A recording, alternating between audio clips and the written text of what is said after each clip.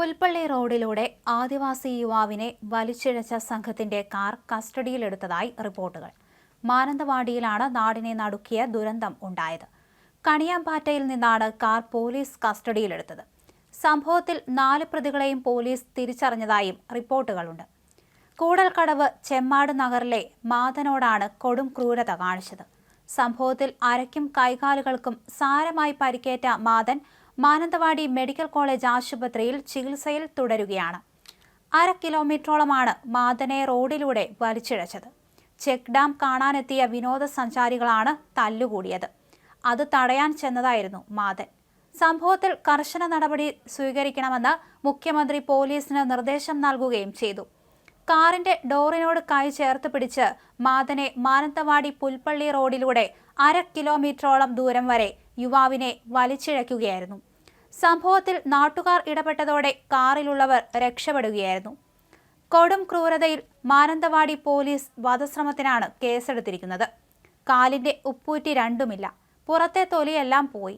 കാറിന്റെ ഡോറിന്റെ ഇടയിൽപ്പെട്ട് കൈയും പോയി. ടാറിലൂടെ വലിച്ചോണ്ട് പോയതല്ലേ, നിർത്താൻ പറഞ്ഞിട്ടും അവർ നിർത്തിയില്ല.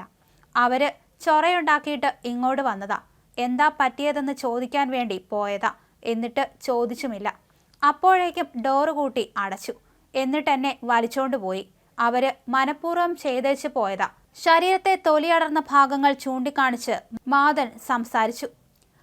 യുവാവിനെതിരായ ആക്രമണത്തെ വളരെ ഗൗരവമായി കാണുന്നുവെന്ന് മന്ത്രി OR കേളു പ്രതികരിച്ചു. കുറ്റക്കാർക്കെതിരെ കർശന നടപടി സ്വീകരിക്കാൻ പോലീസിന് നിർദ്ദേശം നൽകിയിട്ടുണ്ട്.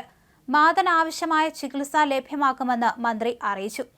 അതേസമയം മാനന്തവാടിയിൽ ആദിവാസി യുവാവിനെ ആക്രമിച്ച സംഭവം ശക്തമായി അപലപിച്ച് K. രാധാകൃഷ്ണൻ MPയും രംഗത്തെത്തി. സമൂഹത്തിന്റെ മനോനിലയിൽ മാറ്റം വരേണ്ടതുണ്ടെന്നും നാട്ടിൽ നടക്കാൻ പാടില്ലാത്ത കാര്യമാണ് നടന്നതെന്നും MP പറഞ്ഞു. അവശരെ ദ്രോഹിക്കുന്ന മനസ്സല്ല വേണ്ടത്. പൈസയുണ്ടെന്ന് കരുതി എന്തും കാണിക്കാമെന്ന ധാരണ പാടില്ല. നടപടികൾ എടുക്കുമ്പോഴും ഇത്തരം സംഭവങ്ങൾ ആവർത്തിക്കുന്നുണ്ട്.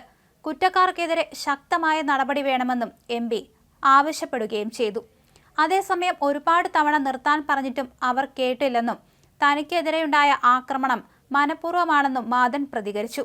മദ്യപിക്കാൻ വന്നവരാണ് അവർ. ബഹളം കേട്ടാണ് അവിടേക്ക് പോയത്. കാര്യം എന്താണ് ചോദിച്ചതുപോലുമില്ല. വെറുതെ നിന്നതാണ്. അപ്പോഴേക്കും പെട്ടെന്ന് എന്നെ വണ്ടിയിലേക്ക് വലിച്ചിട്ട് കാറും കൊണ്ടുപോയി. ശരീരത്തിൽ ഒരുപാട് മുറിവുകളുണ്ടെന്നും മാതൻ പറഞ്ഞു. എന്തായാലും പ്രതികൾക്കെതിരെ വധശ്രമത്തിന് തന്നെയാണ് കേസെടുക്കാൻ പോകുന്നത്. എന്തായാലും ഇതിന്റെ വീഡിയോ സോഷ്യൽ മീഡിയയിലും വൈറലായിരുന്നു. അതിന് പിന്നാലെയാണ് മുഖ്യമന്ത്രി തന്നെ പ്രതികൾക്കെതിരെ കർശന നടപടിയെടുക്കണമെന്ന് ആവശ്യപ്പെട്ടത്.